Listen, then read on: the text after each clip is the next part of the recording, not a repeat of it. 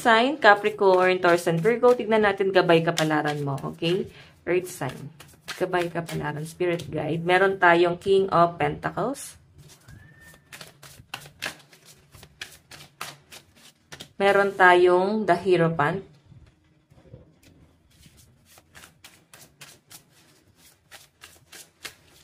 Meron tayong Six of Pentacles. What else? Spirit Guide.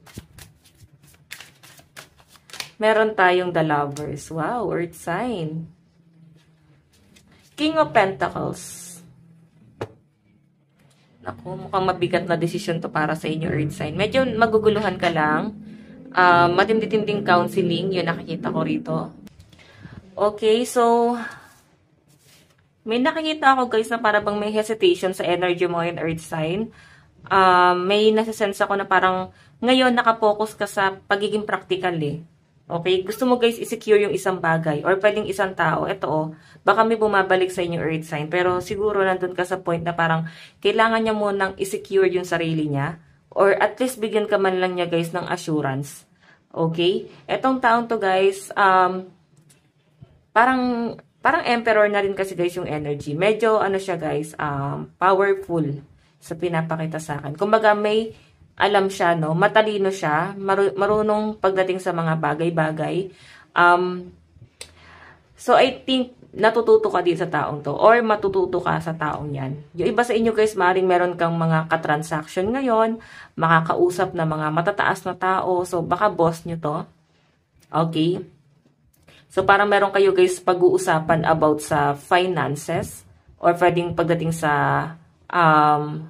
source of income. Like, kung meron kayong business, pwedeng ikaw guys yung parang ikaw yung nag-handle nung business na to. Parang partnership kasi guys. Or baka meron kayo sisimulan na business guys.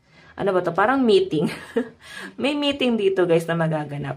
So meron tayo guys the Hierophant, tradition, structure, advice, teacher, and counselor. Rules. Diba yan no? May pag-uusap eh. Parang magkukumpul-kumpul. Parang community. Or pwedeng ano ba to? Meron kayong pinaplano Earth sign na business. Parang pinag-uusapan to. So, parang nakapokus na yung mga Earth sign, guys, sa kanilang stability. Six of Pentacles, parang kailangan magbigayan. Walang lamangan, no? Lalo na kung marami kayong magiging owner. Okay, ayun na, charity, sharing, giving, receiving, justice. So, I think guys, pag-uusapan nyo rito is, expect na lang muna sa una is hindi siya guys ganun kaganda. Like, expect na parang nag-charity muna kayo or para bang nagpopondo. So, wag daw muna guys mag-expect ng malaki, lalo na kung ito ay pagdating sa business.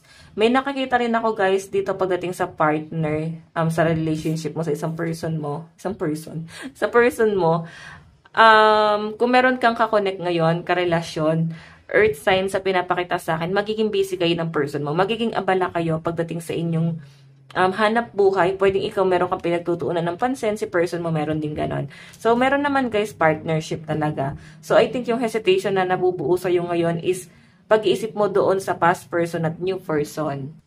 So, baka maguluhan kayo guys, no? Kasi parang, dalawang tao yung maaaring tinitingnan mo ngayon.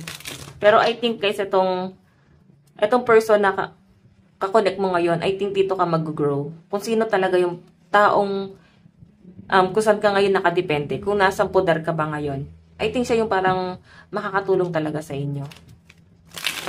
Okay, tingnan pa natin, Earth sign. Okay, meron tayong Page of Cups, meron tayong Page of Pentacles. Oops. Meron tayong Queen of Cups. Meron tayong Seven of Pentacles. Okay. Earth sign.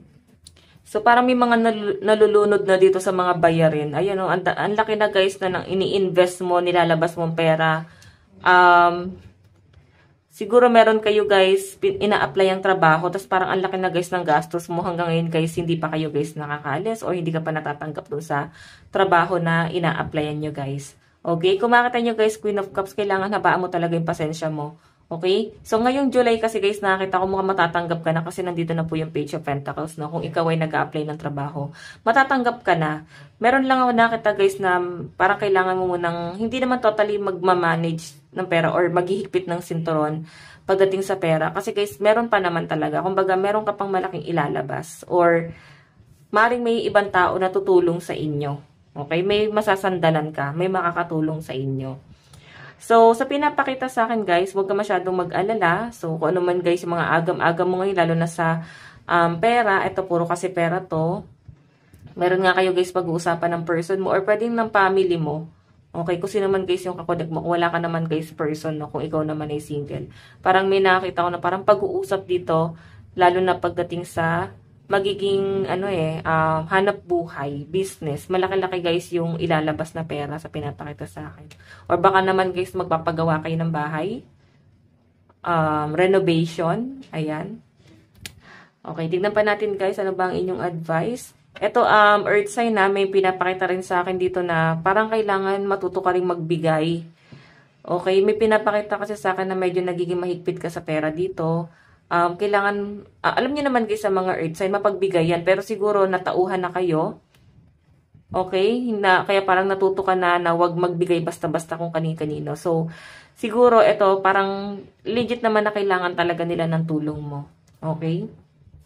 Pero kung sa tingin nyo naman earth sign na kinakapos ka rin naman, so wag ka na magbigay. Ayan, kasi ito nagiging unfair kasi guys yung bigayan na nakikita ko dito. Dito lang ikaw nagbibigay, dito ka lang nagpa-focus. Hindi mo nakikita itong mas nangangailangan or itong taong talagang nagbibigay sa inyo guys ng halaga. Ito talaga yung nagpapahalaga sa inyo. Okay? Pero hindi sila yung priority nyo. Tignan pa natin advice.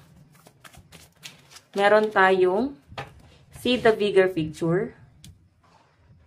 Okay. Tingnan pa natin, guys. Meron tayong direction, true calling life path. Okay, siguro guys, kailangan tignan mo muna kung ano ba yung mga malaking nagawa mo na sa buhay. Siguro yung kailangan mong pagtunan ng pansin. Ito, direction. I think nasa right path ka ngayon. Medyo ano ka lang guys, nag-hesitate ka lang kung talaga bang tamang landas ba yung tinatahak mo.